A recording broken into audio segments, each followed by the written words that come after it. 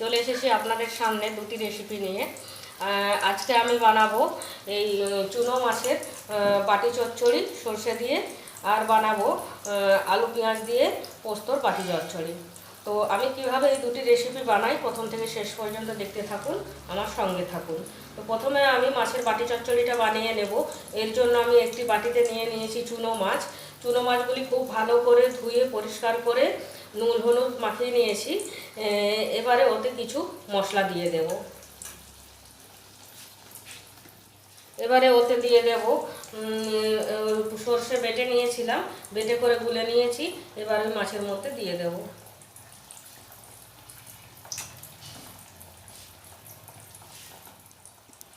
সামান্য মশলা ধোয়া জল,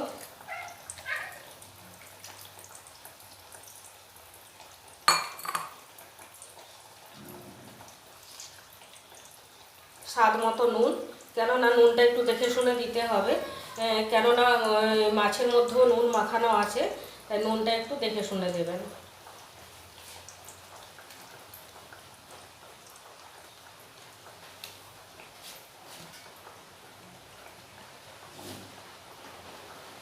হলুদ গুঁড়ো,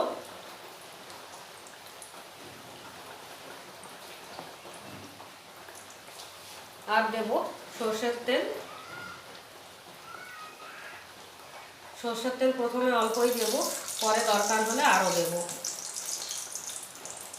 কেননা এই চুনো মাছ তো তেল একটু বেশিই লাগে। এবারে ওতে দিয়ে দেব, এইভাবে আমি পেঁয়াজ কুচিয়ে নিয়েছি, পেঁয়াজ কুচি, টমেটো কুচি আর কয়েকটা চেরা কাঁচা লঙ্কা। ঝাল আপনারা যে যেমন খাবেন সেই মতো ঝালটা দেবেন।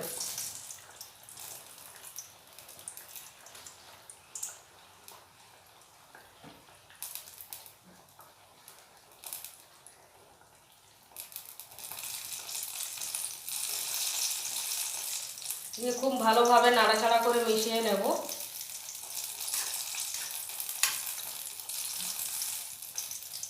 মিশিয়ে এবারে উনুনে বসিয়ে দেব। উনুনে বসিয়ে দিয়েছি। এবারে ভালোভাবে নাড়াচাড়া করে তো মাছের বাটি চচ্চড়িটা বানিয়ে নেবেন। তাহলে কিছুক্ষণ পরে দেখাচ্ছি।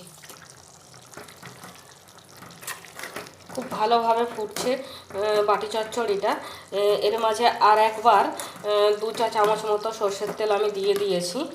এখনও অনেক বাকি এটা হতে। ফিরে আসি কিছুক্ষণ পর। চুনো মাছের বাটি চচ্চড়িটা হয়ে গেছে, এবারে নামিয়ে নেব। এবারে আমি আলু পেঁয়াজ ও পোস্তর বাটি চচ্চড়িটা বানিয়ে নেব। এই বাটি চচ্চড়িকে আমাদের বাড়িতে বলা হয় বাটি পোড়া। তো এই পোস্ত বাটি চচ্চড়ির জন্য প্রথমে আমি এখানে নিয়ে নিয়েছি পোস্ত বাটা, দিয়ে আর জল দিয়ে ভালোভাবে গুলে নিয়েছি। এবার ওতে কিছু জিনিস দিয়ে দেব। এই পেঁয়াজ আর কাঁচা লঙ্কা এইভাবে কুচিয়ে নিয়েছি, এবার ওই পোস্তর মধ্যে দিয়ে দেবো। এবার ওতে দিয়ে দেবো কুচনো আলু। এইভাবে আমি আলুগুলো কুচিয়ে নিয়েছি ছোটো ছোটো করে। এবার ওই পোস্তর মধ্যে দিয়ে দেবো।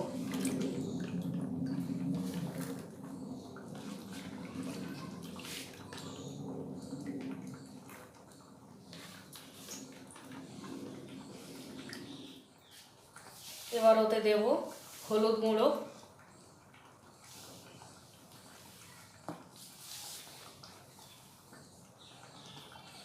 স্বাদ মতো নুন,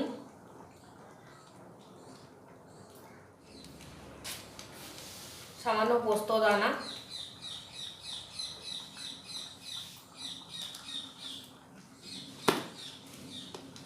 আর দিয়ে দেব সর্ষের তেল।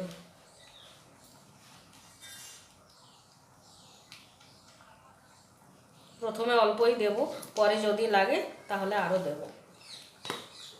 দিয়ে খুব ভালোভাবে নাড়াচাড়া করে মিশিয়ে নেব।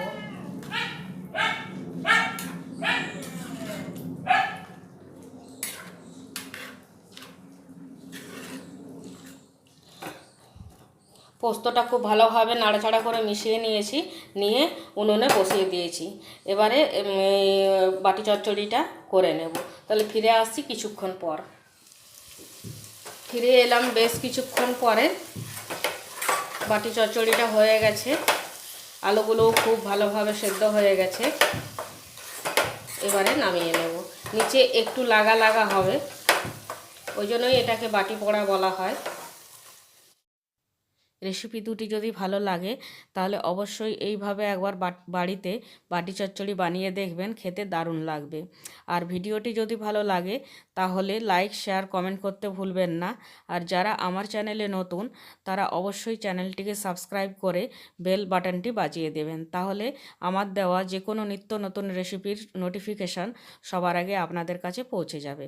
তাহলে আজ এই পর্যন্তই। সবাই খুব ভালো থাকবেন, সুস্থ থাকবেন। দেখা হবে নতুন রেসিপিতে। টাটা।